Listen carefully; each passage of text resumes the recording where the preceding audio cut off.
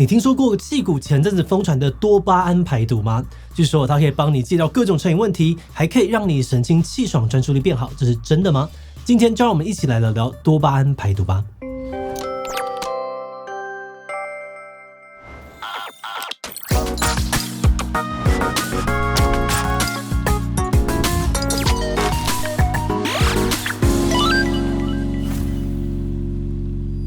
Hello， 大家好，我是志奇。你有没有过这样的经验呢？明明要做正事却因为收到了一个通知，很自然的就拿起手机，结果一滑就放不下来了。或是睡觉前想说看一下 YouTube 啊、IG， 结果一不小心呢，1-2个小时就过去了。更可怕的是，明明知道这样子不好，却还是克制不了想要滑手机的冲动，浪费掉一堆的时间，让自己常常熬夜、睡眠不足。事实上呢，这些坏习惯之所以戒不掉，可能是你的身体已经被多巴胺制约了，让你出现了成瘾的状况。因为这样子这几年越来越多人开始尝试多巴胺排毒，想要重拾专注力，找回真正的快乐。今天就让我们一起来聊聊成瘾跟多巴胺到底有什么关系？所谓的多巴胺排毒又是怎么回事？真的有用吗？不过在开始今天的讨论之前呢，先让我们进到工商服务时间。家里的吸尘器要动手才能够清理集尘盒，觉得麻烦又不卫生吗？快来试试 LG A9X 无线吸尘器。除了有高科技自动集尘功能，还有轻量机身、简约质感外形，全面的升级打扫体验。A9X 拥有280瓦的强大吸力，透过涡轮气旋把地板细屑统统搞定。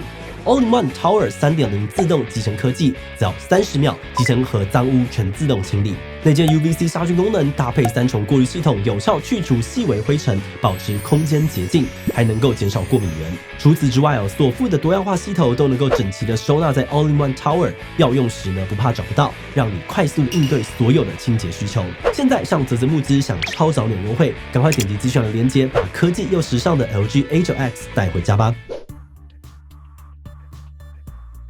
有些人可能会以为多巴胺是个不好的东西，所以才需要排毒，但实际上并不是这样。多巴胺是大家身体都存在的一种神经传导物质，有人会说它是快乐分子，但这几年呢，专家们更偏向叫它欲望分子。简单来说，多巴胺并不会直接带给人们快乐，而是让人产生想要得到快乐的欲望。在远古时代，人类不管是外出打猎还是争夺伴侣，都是非常高风险的事情，一不小心就会丢了小命。那为了要产生动机去做这些辛苦的事情，大脑就演化出了一套奖励系统。当你看到好吃的食物，或是有性吸引你的对象，你的大脑就会分泌多巴胺，让你感到兴奋，进而产生狩猎或是追求的欲望。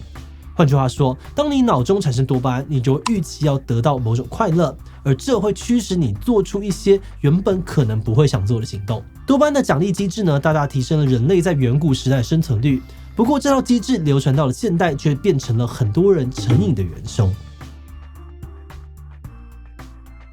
虽然说现代人类生存压力小很多，但多巴胺还是继续左右我们生活当中的欲望。举个例子，如果长时间大量看手机让你感到愉快，脑中分泌的多巴胺也会增加，接着大脑呢就会把这2个行为绑在一起，形成一个制约。久而久之呢，就连 App 未读的红点点也可以刺激我们的欲望，让我们有点开来的冲动，而这欲望呢是很容易导致成瘾的。大家以前生物课应该学过，当我们大吃一顿之后，血糖会上升，接着身体会分泌胰岛素来让血糖下降，慢慢的回到正常值。这个呢就是身体内建的血糖恒定机制。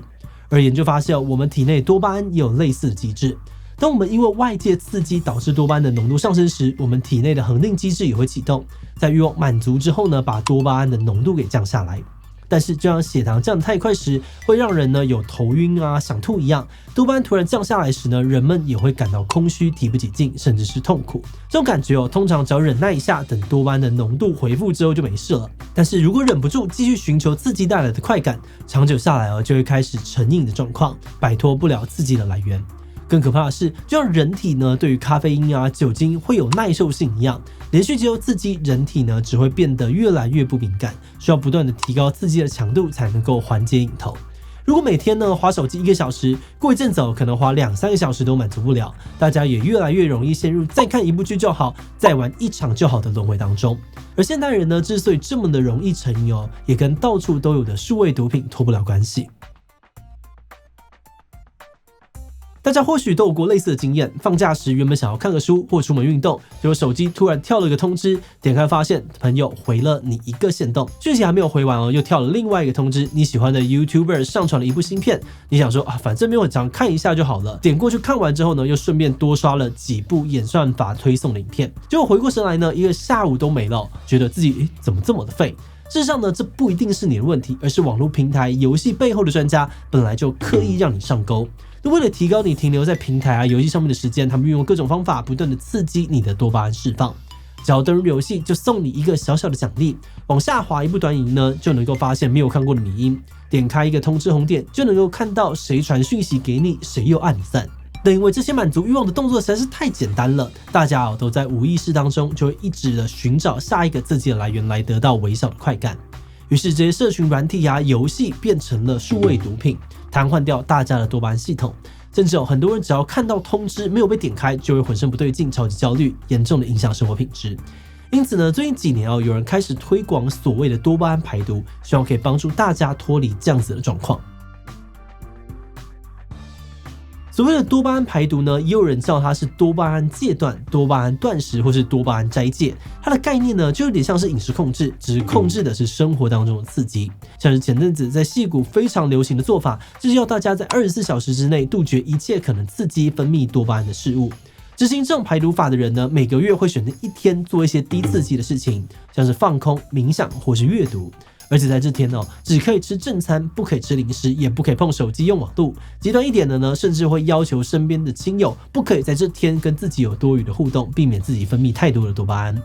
不过呢，这种做法有点极端有专家就认为每个人的瘾头不一样，可以对症下药就好，从成瘾度最高的开始处理，长时间持续的减量。那具体来说该怎么样执行呢？简单来说就是增加难度。举例来说，如果想要戒掉社群软体，可以把手机里面的 App 删掉，那么每次想要使用的时候就得要打开电脑才行。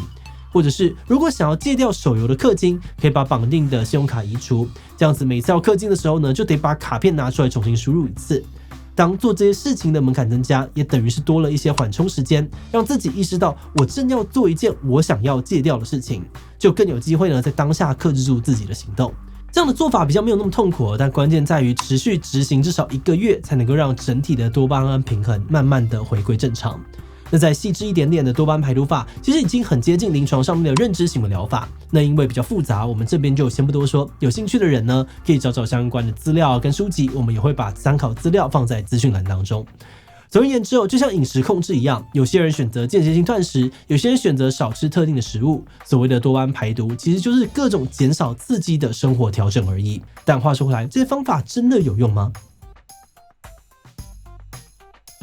有些尝试过多巴胺排毒的人表示呢，在成功戒断24小时之后，他们隔天的头脑真的变得非常的清楚，注意力也变得很容易集中。这样的成效呢，让他们愿意每个月都执行一次多巴胺排毒。不过呢，目前其实还没有明确的医学研究可以证实多巴胺排毒法真的有效。有些专家就认为完全杜绝刺激来源的做法有点太极端，不是每个人都适合这样做。甚至做了太过头呢，还会有反效果，像是戒断当下呢，可能会因为太痛苦而出现自我伤害的行为，或是呢，在戒断的隔天呢，反而用更强烈的刺激弥补前一天的痛苦。因此，大多数的医师心理师建议还是慢慢调整，循序渐进会比较好，也比较接近医学上面他们帮助成瘾患者的治疗方式。最后呢，医生也提醒有些严重成瘾或是曾经戒断失败的人，还是可以到戒瘾门诊寻求专业的协助。